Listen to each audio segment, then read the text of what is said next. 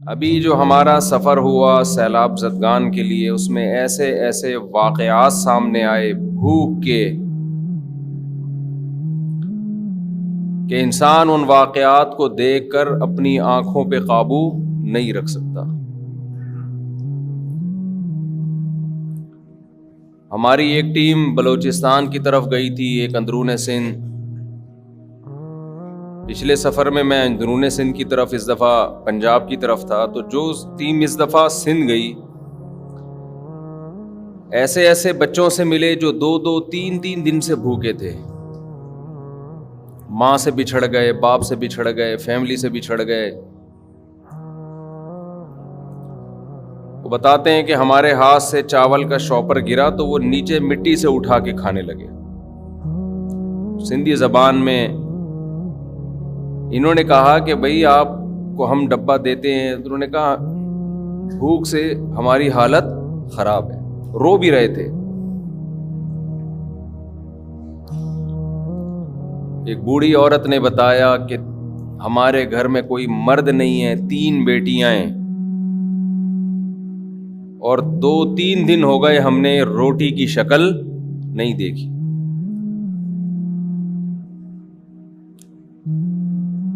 ایک دو واقعات نہیں ہیں، یہ واقعات جب ہمارے ساتھی بتا رہے تھے تو خود بھی رو رہے تھے، اور جو مجمع سن رہا تھا وہ بھی رو رہا تھا۔ یہ اندرون سندھ کے حالات ہیں۔ آپ کو یاد ہوگا کووڈ-19 جب کرونا پھیلا اور لاک ڈاؤن ہوا، تو ہم نے تھوڑا خوراک کی تقسیم کا میں نے پرسنلی انتظام کیا۔ بعض گھروں میں جب گئے وہ آٹا دیکھ کر رونے لگے خوشی سے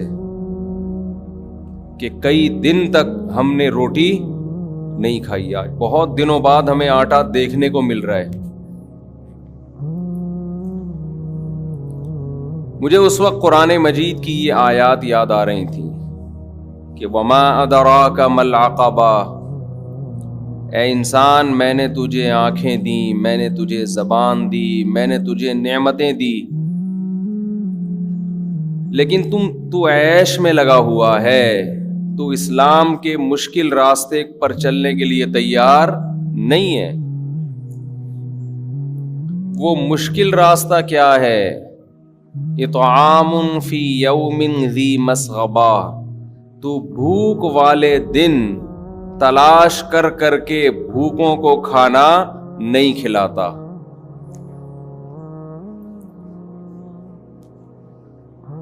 قرآن میں اکثر جگہوں پہ اطعام کا لفظ ہے، کھانا کھلانے کا۔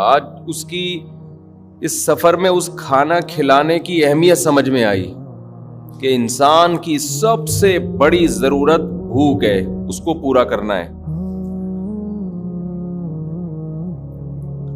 ایک طرف بڑی بڑی دعوتوں میں بھی جانا ہوا کہ کھانا اتنا سا ہوتا ہے اور نکالا اتنا جاتا ہے برتن میں، اور ایک طرف ان لوگوں کو بھی دیکھنا نصیب ہوا جن کو کئی ہفتوں سے پیٹ بھر کے کھانا میسر نہیں ہے۔ سندھ کے ان حالات میں جہاں ان مظلوموں کے لیے خون کے آنسو رونے کو دل کرتا ہے، وہاں ان ظالم سندھ کی حکومت کے لیے بھی دل چاہتا ہے کہ آدمی الٹے ہاتھ سے بد دعائیں کرے۔ کیا اپنی قوم کو کس حالت پہ لا کے ان بدبخت حکمرانوں نے چھوڑا ہے۔ دنیا میں کہیں ایسا نہیں ہوتا۔ کس نے سندھ کی یہ حالت کی ہے؟ کس کا کنٹرول رہا ہے سندھ میں ہمیشہ سے؟ حادثات 2 قسم کے ہوتے ہیں، ایک حادثہ جو قدرت کی طرف سے ہو، جس سے نمٹنے کا، جس کو روکنے کا انسانوں کے پاس کوئی انتظام بولو نہیں ہوتا۔ زلزلہ آ گیا، یہ قدرتی آفت ہے۔ ایک حادثہ وہ ہوتا ہے کہ جو آپ کی بدعمالیوں کا نتیجہ ہوتا ہے. یہ پہلے سے محکمہ موسمیات کی پیش گوئی تھی کہ اس دفعہ بارشیں معمول سے بہت زیادہ ہوں گی. کوئی اچھمبا نہیں ہوا ہے کہ ایک دم اچانک سے کوئی اللہ کا قہر یا اللہ کا غضب آ گیا ہو.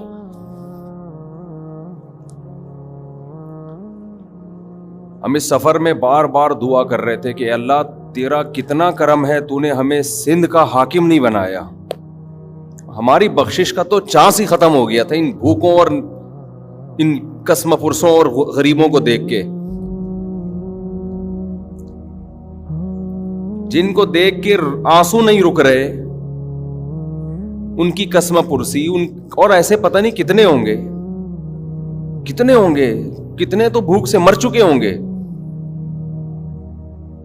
آپ ذرا 2 دن کھانا پینا چھوڑ کے دیکھیں کیسا انسان تڑپتا ہے. ہمارے ایک دوست نے بتایا کہ وہ کسی قیدی سے ملے, جنگ کے دوران قید ہوا. جب رہا ہو کر آیا تو اس قیدی نے اپنی کارگزاری سنائی کہ مجھے جیل میں, جنگی قیدی تھا تو جیل میں کھانا پینا میسر نہیں تھا, بھوکا رکھا گیا. تو اس قیدی نے بتایا, اچھا یہ بات قیدی نے بتائی کیوں؟ وہ قیدی یہ کرتا تھا کہ ان کے ساتھ جب ہوٹل میں کھانا کھانے کے لیے جاتا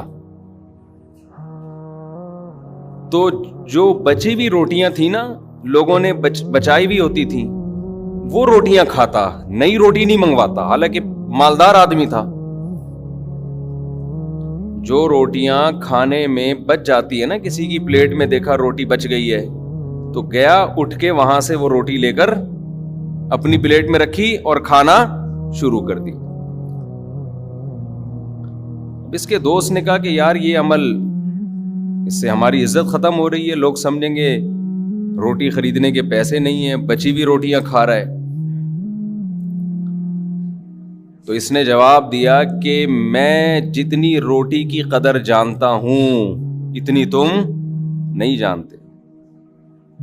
میں نے وہ حالات دیکھے ہیں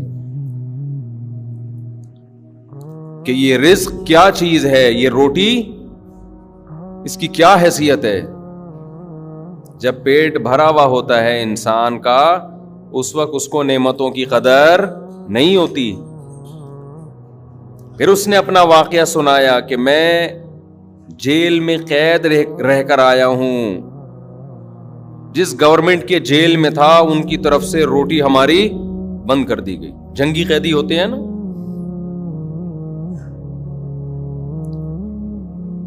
کہنے لگا کہ بھوک سے یہ حالت ہوئی ہماری سب قیدیوں کی کہ کچھ دن کے بعد ہمیں ایک پیپر نظر آیا جس پہ بسکٹوں کا چورا پڑا ہوا تھا. کسی نے بسکٹ کھا کے کہیں ایسے پھینک کے چلا گیا تو اس پیپر کے اوپر بسکٹوں کا تھوڑا سا چورا. کہہ رہے ہم ایسے بھوک سے نا تڑپتے ہوئے اس کی طرف گئے. جیل میں 2 ساتھی تھے, وہ اتنے سے چورے کو ہم نے 2 برابر حصوں میں تقسیم کیا, چھوٹا سا جیسے پاؤڈر کی چٹکی ہوتی ہے. اس وقت ہمیں اس کی بھی قدر معلوم تھی. کہہ رہے 2 برابر حصوں میں تقسیم کیا کہ ایسا نہ ہو کہ میں اپنے ساتھی کا حصہ کھا جاؤں, اور اسے زبان پہ رکھ کے کافی دیر تک چوستے رہے ہیں کہ ایک دم حلق میں نہ اتار لیں ہم اسے.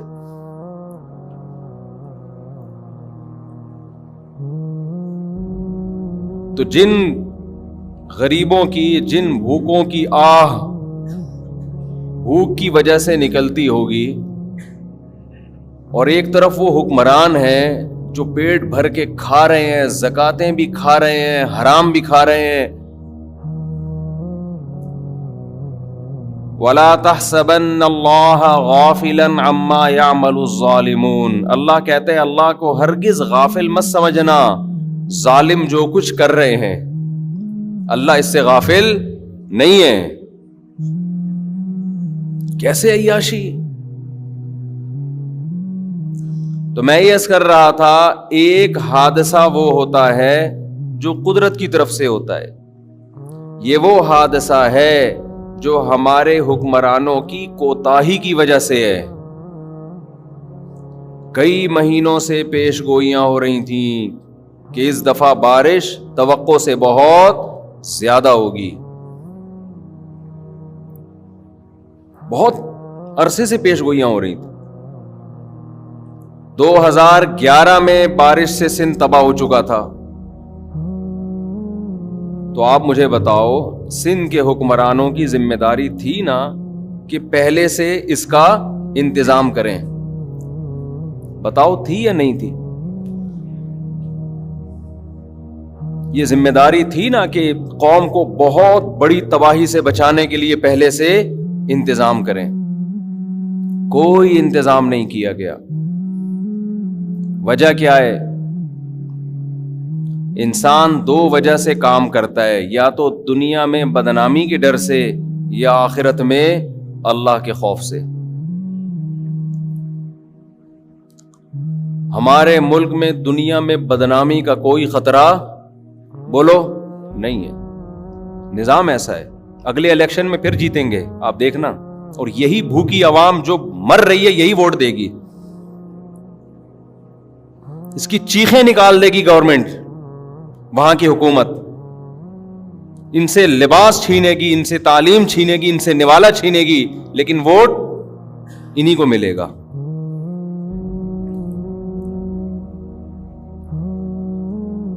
تو بدنامی کا الحمدللہ ہمارے کنٹری میں کوئی خطرہ نہیں ہے، اور آخرت پر ایمان نہیں ہے کہ جس خدا کے خوف سے کہ اس خدا کو ہم نے جواب دینا ہے۔ جو حالات وہاں ہے نا، آپ دیکھ کر آئے، آپ قابو نہیں رکھ سکتے اپنی آنکھوں پہ۔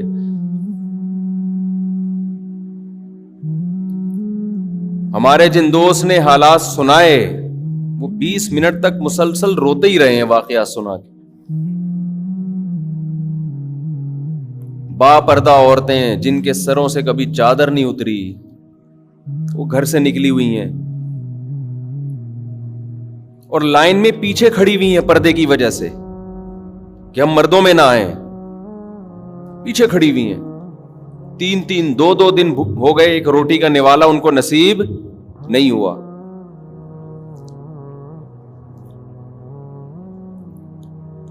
ایسے بوڑھے بھی ملے، انہوں نے کہا سائیں ہم بھکاری نہیں ہیں، ہم بھکاری نہیں ہیں۔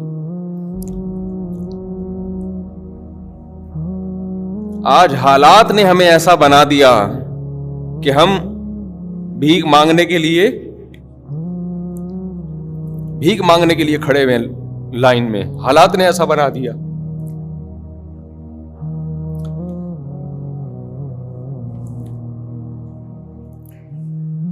سندھ کے حکمرانوں کو تو جو ہوگا اللہ پوچھے گا ان سے۔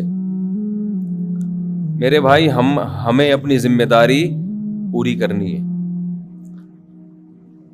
او اطعام فی یوم ذی مسغبہ، قرآن کہتا ہے ایسے دن میں مسکین کو تلاش کر کے کھانا کھلاؤ جو بھوک کا دن ہے۔